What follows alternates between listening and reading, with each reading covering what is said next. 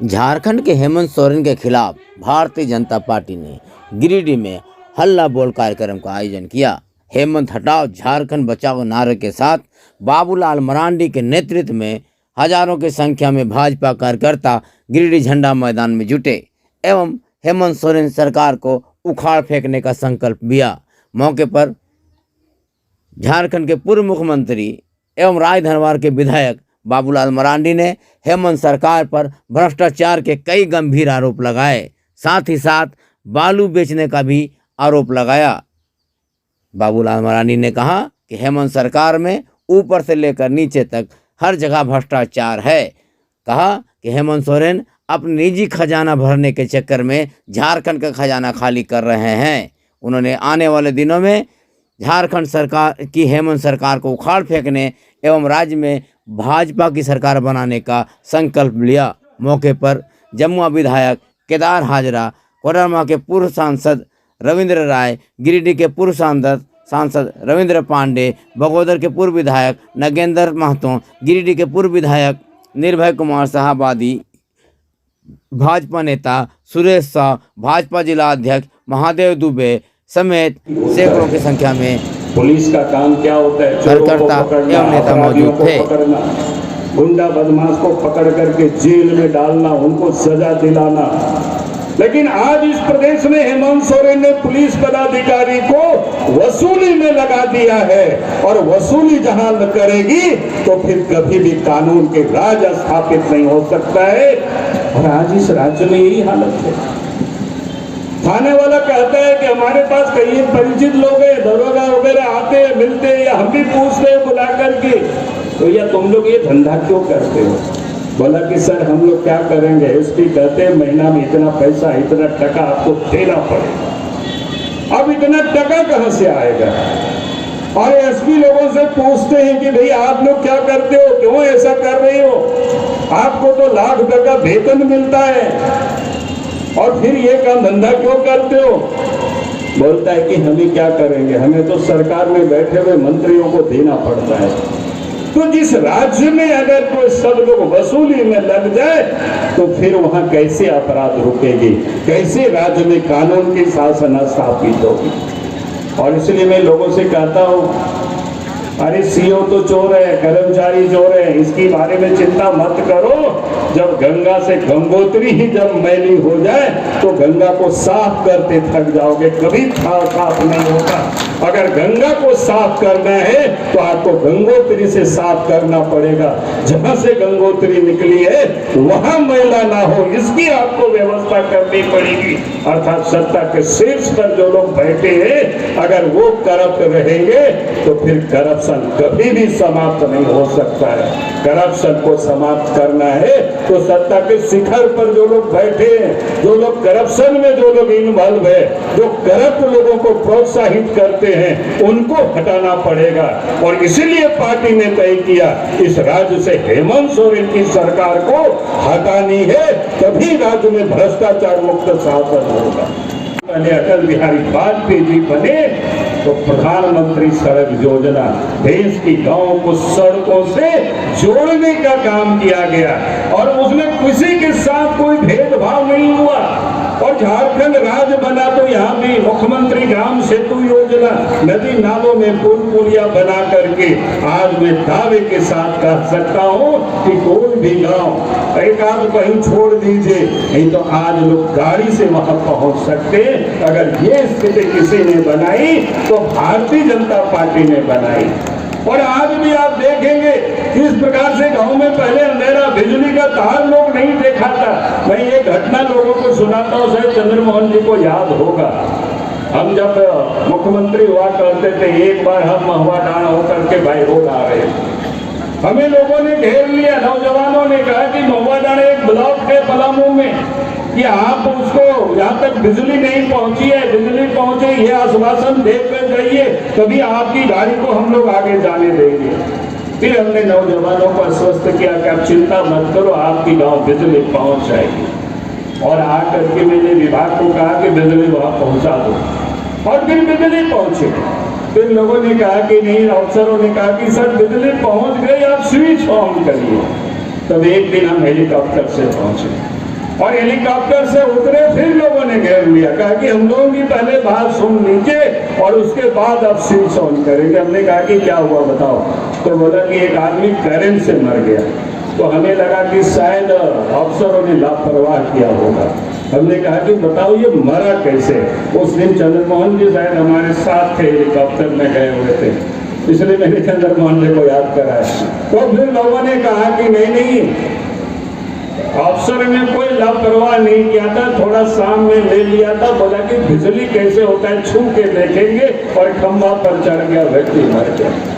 मैं इसलिए इस बात को कह रहा हूं, उस समय गांव की बात छोड़ दीजिए, सुदूर क्षेत्रों की बात छोड़ दीजिए, ब्लॉक हेडक्वार्टर तक बिजली नहीं पहुंची थी।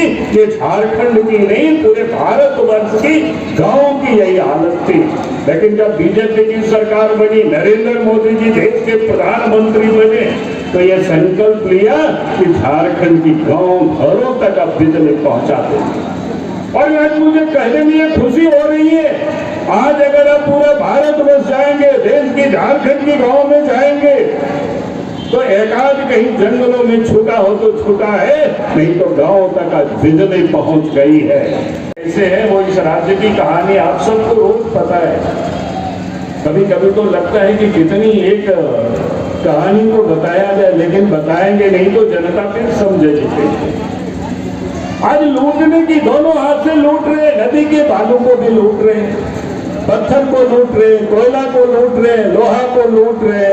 और इतनी की बात छोड़ दीजिए, अगर आपकी खाली जमीन भी कहीं पड़ा हो, खाली जमीन छोड़ दीजिए, घर में भी अगर आप ताला बंद करके कहीं आप चले गए और आपने छोड़ दिया, तो पता चला कि हेमंत सोरेन के कुछ दलाल और गुंडे वहां भी पहुंच जाएंगे बुलडोजर लेकर के, या ताला तोड़ करके लोग घुस जाएंगे। इसी गिरिडीह की घटना है।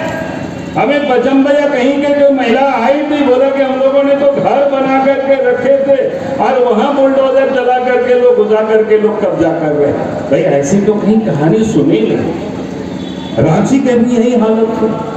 आप जरा सोचिए भाई, और लोग जाते हैं थाना तो बोलते हैं कि हम सुनेंगे नहीं, जाते एसडीओ के पास कहता है हम सुनेंगे नहीं, जाते सीओ के पास हम सुनेंगे नहीं, जाते हैं डीसी के पास वो कहता है सुनेंगे नहीं। भाई क्या करें, आपको कहता है कि ऊपर वालों का आदेश है। भाई ऊपर कौन सा ऊपर वाले हैं? तो ये आज इस राज्य की स्थिति है। आज लूटा लोगों ने इतना पत्थरों को। आपको एक एक सचिव की यहाँ जब पुलिस वाले छापा मारते हैं तो करोड़ों रुपया वहां नोट बंडल के बंडल निकलता है। नोट को गिनने के लिए मशीन लाया जाता है।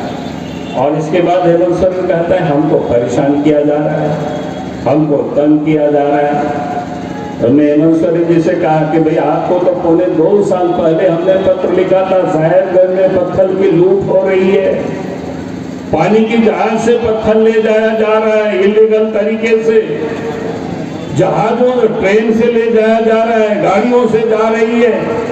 हमने कहा कि हमारी बात को नहीं मानते हो तो अपने विधायक है वहां के हैं, क्या कहते हैं आपके बोरियों से थे विधायक, बोरियों से विधायक है लोबी नेहरू, वो तो विधानसभा में भी हल्ला किए। हमने कहा कि कम से कम उनकी बातों पर भी विश्वास करिए। उन्होंने तो कोई कार्रवाई नहीं किया पौने 2 साल तक। और इसके बाद जब जहाज की दुर्घटना हो गई तब थोड़ा, उस समय भी लोग झूठ बोल रहे, वहां के डीसी बोल रहे थे कि वहां नहीं, यहां से जा रहा था जहाज। और जो आदमी जहाज में डूब करके जो मरते मरते जो बच गया, कटिहार के व्यक्ति थे, वो बता रहा था कि कहां से जहाज खुली थी, कितना बजे जहाज खुली थी। तो आज अफसर कैसे झूठ बोलते, कैसे सरकार की दबाव पे।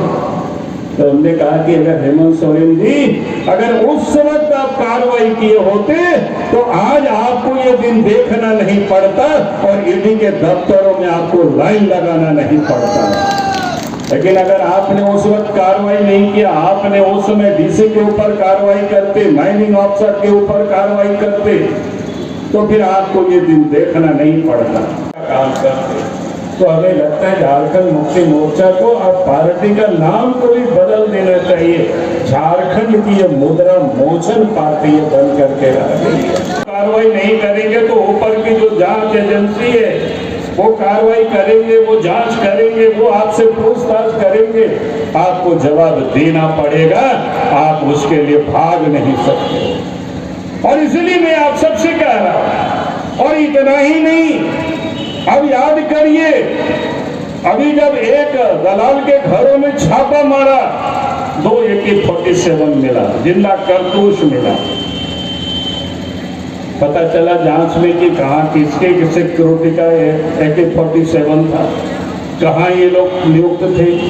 तो कांस्टेबल की नियुक्ति सीएम आवास में थी, सीएम की ड्यूटी में थी, और कांस्टेबल कहाँ है उसका अता पता नहीं था, और उनका AK-47 उनके दलाल के घर में था। जब ईडी वाले हेमंत सोरेन जी को पूछते हैं तो बोलते हैं हमें पता नहीं, हम जानते नहीं कौन प्रेम प्रकाश है। हमने कहा कि नहीं, चलो मैं ये भी मान लेता हूं आपको पता नहीं है कौन प्रेम प्रकाश है, लेकिन जब ईडी वालों ने जब कार्रवाई किया, उनके घर से AK-47 मिला, तो आपने उन कांस्टेबल के ऊपर क्या कार्रवाई किया? आपने सीएम सिक्योरिटी में जो अफसर रहते उनके ऊपर आपने क्या कार्रवाई किया? आपने वहां के सीनियर एसपी के ऊपर क्या कार्रवाई किया? अगर आप उनके साथ आपके वो दलाल और बिचौलिया नहीं थे, तो आपने फिर डीजी पुलिस के ऊपर कार्रवाई क्यों नहीं की? क्योंकि पता था हेमंत सोरेन को, अगर हम उनके पुलिस अफसरों के ऊपर कार्रवाई करेंगे तो वो लोग ही सरकारी गवाह बनेंगे और हेमंत सोरेन के हाथ में हाथ खड़ी होगी। तो इस प्रकार से अगर आप लूट रहे राज्य को, ये मैंने चंद घटना आप सबके सामने रखा हूं कि किस प्रकार से इस राज्य को दलाल और बिचौलियों को खड़ा करके लूट रहे। अब ये लुटेरी पूरे राज्य में, जहां राज्य ही सरकार ही लूटने में लगे रहे, लुटाने में लगे रहे, तो फिर कौन बचाएगा? ये हालत है इस प्रदेश की, ये झारखंड की स्थिति हो गई। सरकार से लोग उम्मीद करते हैं लुटेरों से बचाएंगे, लेकिन आज वही लूटने में लगे हुए हैं, वही इस राज्य को खंडहर बना रहे हैं। इसलिए आज इस प्रदेश में अगर हमें इस प्रदेश को बचाना है, जो जल जंगल जमीन की हिफाजत की बात कर रहे थे, आज तो जल जंगल जमीन को वो लोग लूटने में लगे हुए हैं। तो जल जंगल जमीन को बचाना है तो इस प्रदेश से हेमंत सोरेन को हटाना होगा। यही निवेदन और यही कहने के लिए मैं आज आपके बीच में, आज इस प्रदेश के अंदर में करप्शन है, भ्रष्टाचार है, अभी भ्रष्टाचार